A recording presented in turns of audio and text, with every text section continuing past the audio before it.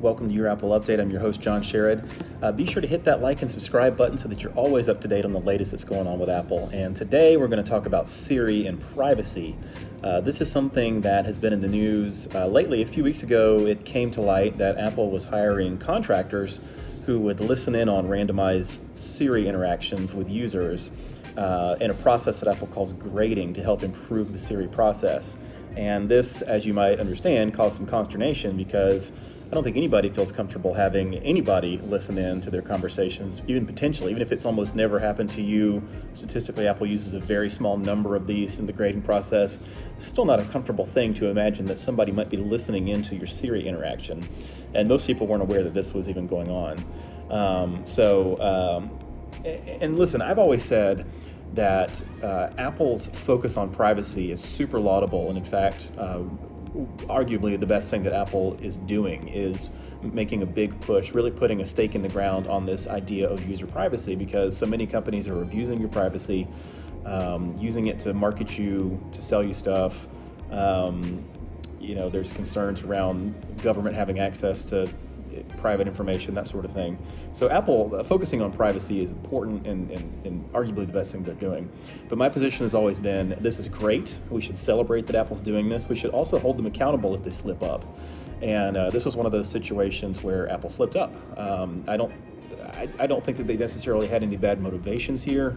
They were, looking to get around their own privacy rules.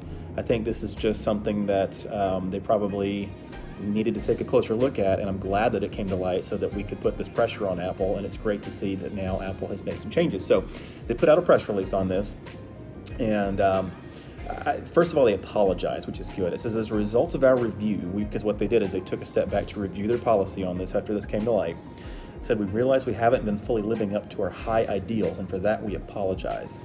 As we previously announced, we halted the Siri grading program.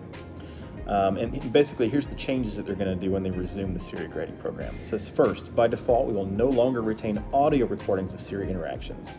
We will continue to use computer-generated transcripts to help Siri improve. Now, I wonder if this is an area where they still have some room to improve, because I'm not totally comfortable with even Apple having a computer-generated text transcript of an interaction with Siri. But it is good that they're not retaining audio that could be used for who knows what down the line from these interactions. Now this next one is huge. Second, users will be able to opt in to help Siri improve by learning from the audio samples of their request. We hope that many people will choose to help Siri get better, knowing that Apple respects their data and has strong privacy controls in place.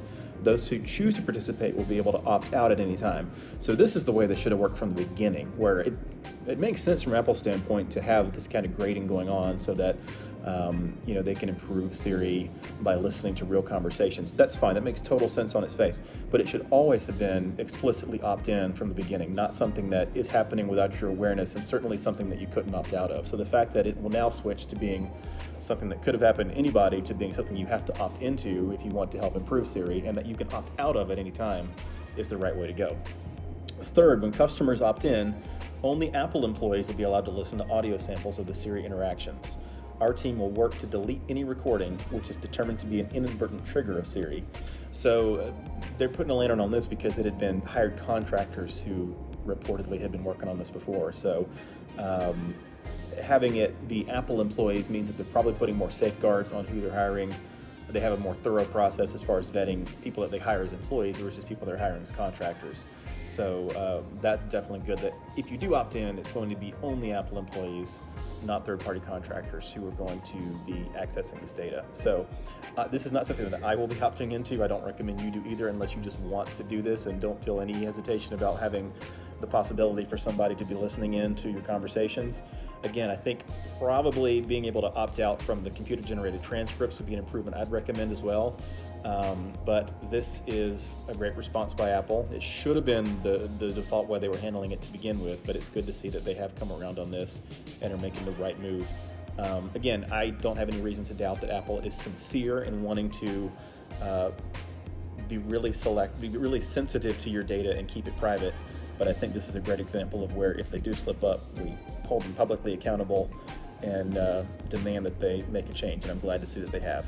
That's it for this episode of Your Apple Update. We'll see you next time. Again, be sure to hit like and subscribe, and we'll catch you later. Bye.